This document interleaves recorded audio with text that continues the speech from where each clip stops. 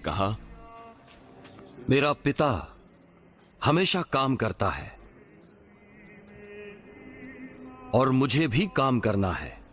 इस उत्तर से यहूदी और भी अधिक उसे मार डालने का प्रयत्न करने लगे, क्योंकि वो न केवल सब्त दिन की विधि को तोड़ता, परंतु परमेश्वर को अपना पिता कहकर अपने आप को परमेश्वर के तुल्य भी ठहराता था। इस पर यीशु ने उन्हें उत्तर दिया, मैं तुमसे सच सच कहता हूं, पुत्र अपने आप से कुछ नहीं कर सकता, केवल वो जो पिता को करते देखता है, क्योंकि जिन जिन कामों को वो करता है उन्हें पुत्र भी उसी रीति से करता है, क्योंकि पिता पुत्र से प्रीति रखता है। और जो जो काम वो आप करता है वो सब उसे दिखाता है, और वो इससे भी बड़े बड़े काम करके दिखाएगा, ताकि तुम अचंबा करो। जैसा पिता मरे हुओं को उठाता है और जिलाता है, वैसा ही पुत्र भी जिन्हें चाहता है उन्हें जिलाता है। पिता किसी का न्याय नहीं करता, परंतु न्याय करने का सब काम पुत्र को सौंप दिया है, कि सब लोग जैसे पिता का आदर करते हैं वैसे ही पुत्र का भी आदर करें। जो पुत्र का आदर नहीं करता वो पिता का जिसने उसे भेजा है आदर नहीं करता। मैं तुमसे सच सच कहता हूं, जो मेरा वचन सुनकर मेरे भेजने वाले पर विश्वास करता है, अनंत जीवन उसका है, और उस पर दंड की आज्ञा नहीं होती, परंतु वो मृत्यु से पार होकर जीवन में प्रवेश कर चुका है। मैं तुमसे सच सच कहता हूं, वो समय आता है और अब है कि जिसमें मृतक परमेश्वर के पुत्र का शब्द सुनेंगे, और जो सुनेंगे वो जिएंगे, क्योंकि जिस रीति से पिता अपने आप में जीवन रखता है, उसी रीति से उसने पुत्र को भी अधिकार दिया है कि अपने आप में जीवन रखे।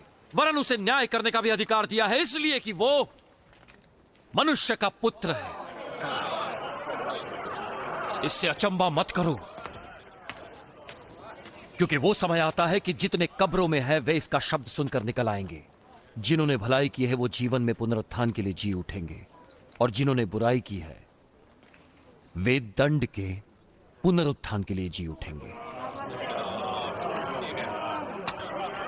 मैं अपने आप से कुछ नहीं करता, जैसा सुनता हूं वैसा न्याय करता हूं, और मेरा न्याय सच्चा है, क्योंकि मैं अपनी इच्छा नहीं परंतु अपने भेजने वाले की इच्छा चाहता हूं। यदि मैं आप ही अपनी गवाही दूं तो मेरी गवाही सच्ची नहीं है, एक और है जो मेरी गवाही देता है, और मैं जानता हूं कि मेरी जो गवाही देता है वो सच्ची है।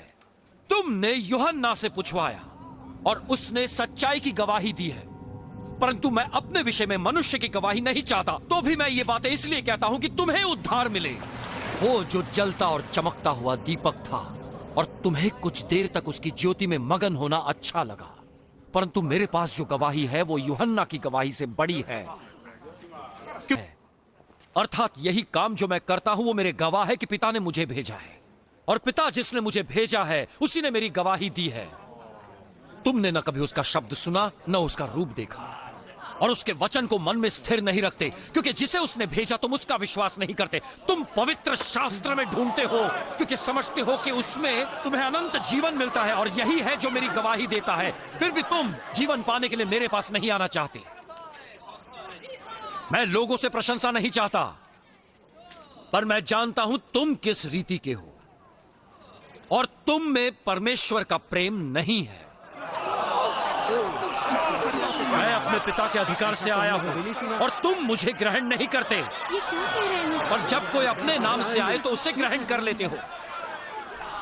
तुम एक दूसरे से प्रशंसा चाहते हो, और तुम उस एकमात्र परमेश्वर से प्रशंसा नहीं चाहते, तो फिर तुम मुझ पर विश्वास कैसे कर सकोगे? ये मत समझो कि मैं पिता के सामने तुम पर दोष लगाऊंगा। मूसा, जिस पर तुमने भरोसा रखा है वही तुम पर दोष लगाने वाला होगा। यदि तुम मूसा पर विश्वास करते तो मेरा भी विश्वास करते, इसलिए कि उसने मेरे विषय में लिखा है। जब तुम उसकी लिखी बातों पर विश्वास नहीं करते तो मेरी बातों पर कैसे विश्वास करोगे?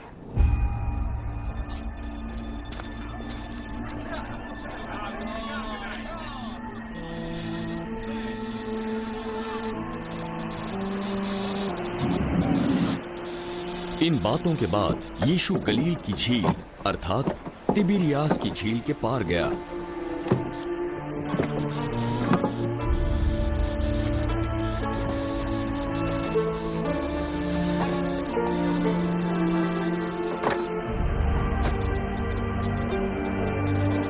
और एक बड़ी भीड़ उसके पीछे हो ली, क्योंकि उन्होंने बीमारों को चंगाई देने वाले आश्चर्य कर्म देखे थे।